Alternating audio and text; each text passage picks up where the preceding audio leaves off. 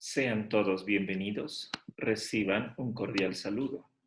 En esta ocasión vamos a compartir nuestro tercer video acerca de geopolítica, correspondiente al tema las relaciones internacionales y la formación de los imperios coloniales entre 1870 y 1914. Hemos visto ya que tenemos tres grandes periodos de análisis. El primero correspondiente al equilibrio europeo de la era Bismarck, que desarrollamos en anteriores videos. Actualmente vamos a entrar al tema de la apertura a la política mundial en el periodo que va de 1890 hasta 1904. Bien, vamos a ver que durante este tiempo la competencia entre las potencias europeas se va a extender a todo el mundo luego de la conquista de África, pues ya no va a haber más territorios nuevos que incorporar a los grandes circuitos comerciales de entonces.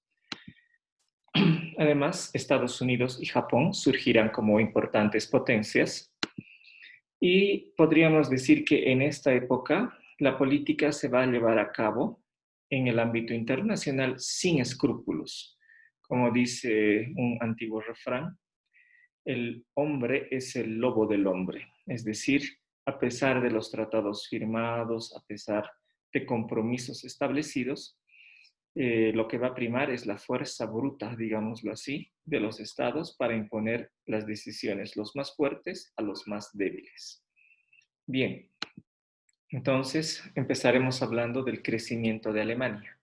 Bien, entonces Alemania, consciente de que ya es un país estable y con mucho potencial, especialmente por su gran industria, decide empezar a competir por el predominio mundial, ¿no? Y para eso decide crear una poderosa marina de guerra, pues sabe que sin esta marina va a ser imposible mantener sus colonias y a la larga empezar a obtener un importante papel en el mundo, porque básicamente todo el comercio, o casi todo el comercio, se hace a través de las vías marítimas, es decir, el comercio transoceánico y el lugar donde va a colocar los productos alemanes en el resto del mundo requieren un transporte oceánico, por lo cual la marina se hace muy importante. Bien, entre 1890 y 1892, Alemania se da cuenta que al haber fracasado el acercamiento con Rusia, la segunda potencia mundial, al haber sido descubiertos sus otros tratados secretos con otros países, entonces intenta acercarse a Gran Bretaña, que era la primera potencia mundial. Bien, y el gobierno británico estaba accesible a esta alianza con Alemania, solamente que hay elecciones en el Imperio Británico y el partido que tenía cercanía con Alemania pierde. Y por ese motivo no se llega a concretar eh, la alianza entre Gran Bretaña y Alemania. Por otra parte, lo que sí se llega a concretar es la alianza de los franceses con los rusos, que también se encuentran alarmados por este intento de unirse de los británicos con los alemanes, ¿no? Entonces, digámoslo así, que en este periodo la súper hábil política diplomática mostrada por Alemania un tiempo antes fracasa estrepitosamente, ¿no? Alemania ya no es un país que se beneficia de una neutralidad y que más bien es buscada por otros países para consolidar alianzas, sino que lo que ella intenta realizar va fracasando paso a paso, uno a uno, ¿no? Bien, mientras tanto, ¿qué hace Gran Bretaña? Dándose cuenta que va a ser prácticamente inminente una gran guerra entre las grandes potencias, decide ella aislarse, ¿no?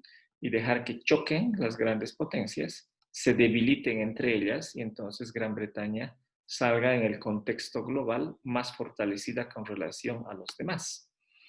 Bien, Gran Bretaña de alguna manera intenta convencer a otros países de repartirse el Imperio Otomano. No olvidemos que años antes, como vimos en el primer video de nuestra serie, más bien Gran Bretaña salvó prácticamente el Imperio Otomano que estaba siendo destruido, digamos, por sus pugnas internas y por la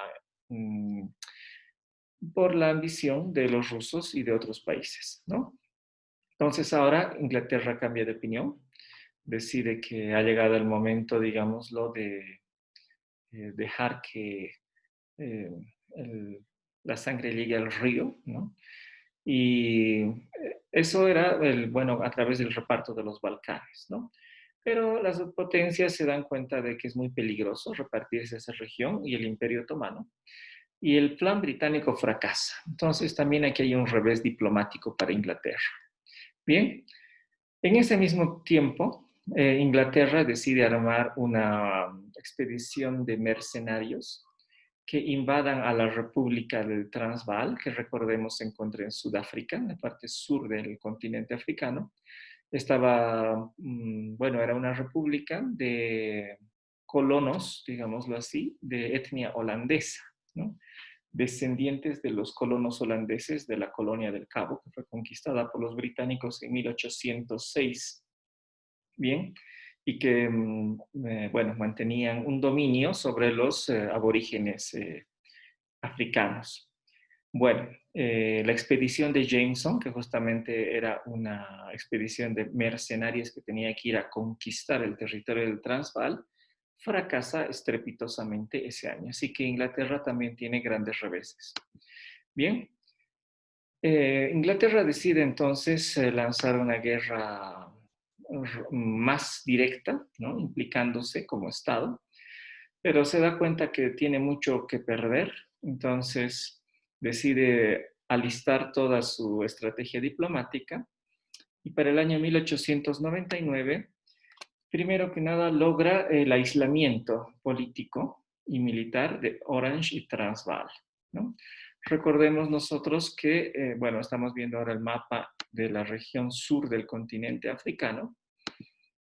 Nosotros vemos a la República de Orange, en anaranjado, y a la República de Transvaal, ¿no? Que son habitadas por los antiguos, por los descendientes de los antiguos colonos holandeses, que se llaman a sí mismos Boers, ¿no? Por eso esta guerra va a ser la guerra entre Inglaterra y los Boers.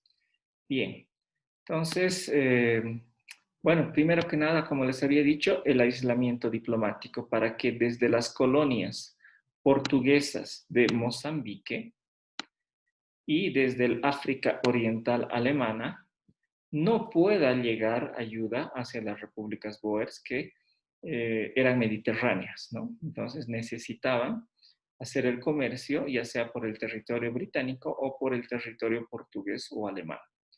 Bien, entonces una vez que quedaron aislados, Inglaterra inicia su ofensiva, ¿no?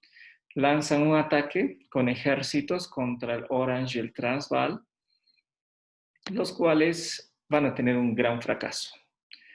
Recordemos una vez más cómo se produjo esto. Bueno, los británicos entonces tenían ejércitos con uniformes sumamente vistosos, ¿no?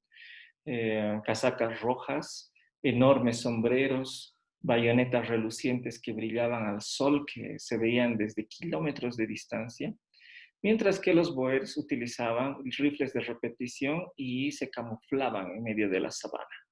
Entonces, un Boer podía ver a un soldado británico desde muy lejos, apuntarle y dispararle, mientras que para el británico escuchaba el disparo, muchas veces caían heridos, ¿no?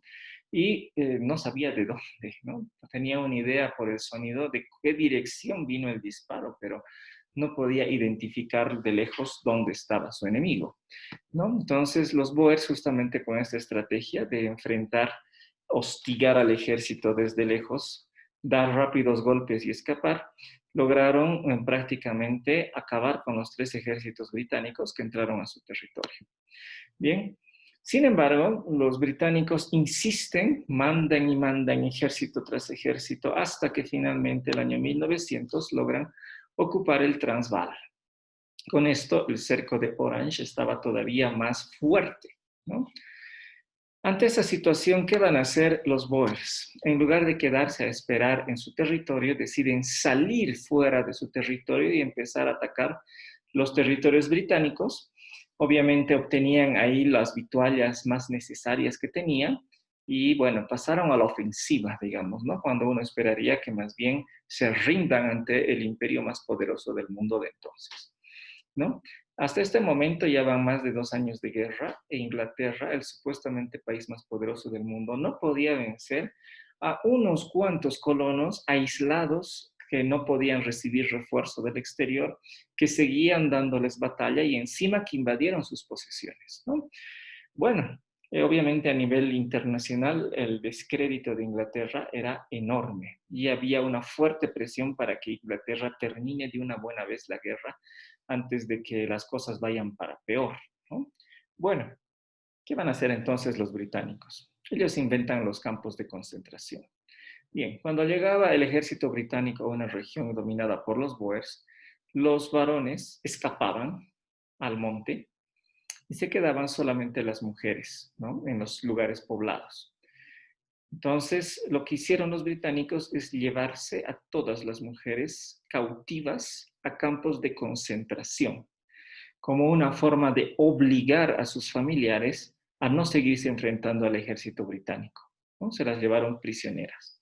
Y fue de esa manera, digámoslo, capturando a todas las personas civiles que no intervenían en las batallas, que fueron debilitando radicalmente a los Boers. Y es en esa circunstancia que los británicos obtienen la victoria final, digamos, pero la situación no estaba pacificada, ¿no? Y aunque ellos lograron ocupar el territorio, pero tuvieron que pactar con los Boers, ¿no? ¿Cuál fue el pacto al que llegaron, no? Primero que Inglaterra iba a ocupar el territorio, eso sí, ¿no? Iba a apoderarse de las fabulosas riquezas en oro y diamantes que existían en Orange y en el Transvaal, ¿no?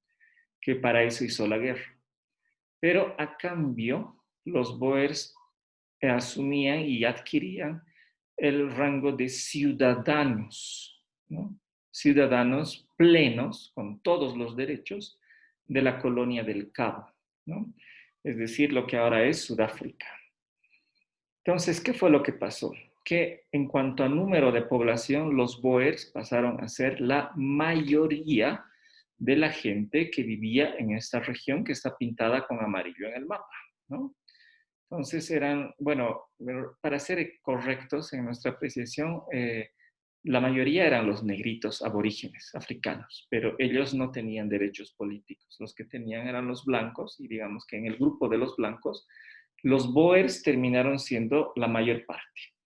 De esa manera se alcanzó un equilibrio porque Inglaterra colocó su bandera, aprovechó las riquezas del territorio, pero los Boers quedaron como dueños, digámoslo así, del poder político en la región. Es decir, fueron los Boers quienes gozaron, digámoslo así, de un nivel moderado de autonomía para autorregirse y autogestionarse dentro de la colonia del Cabo. Entonces, no fue una derrota total y humillante para los Boers, sino fue una oportunidad, digamos, para consolidar sus derechos en África del Sur y para, de alguna forma, aprovechar la nueva situación y extender sus propiedades y sus tierras y afuera de Orange y Transvaal a toda la región de la Colonia del Cabo, ¿no? Bien, entonces, llegado a ese equilibrio, digamos, donde a nivel internacional se reconocía a Inglaterra como vencedora, pero a nivel local también los Boers tuvieron una interesante adquisición de derechos políticos y un manejo regional que les permitió una expansión de sus propiedades. Bien, bueno, de esta manera terminamos nuestro tercer video sobre geopolítica. Les invito a seguirme y a continuar viendo los siguientes videos. También les invito a visitar mi portal académico, cuya dirección web aparece a pie de pantalla. Muchas gracias por su atención.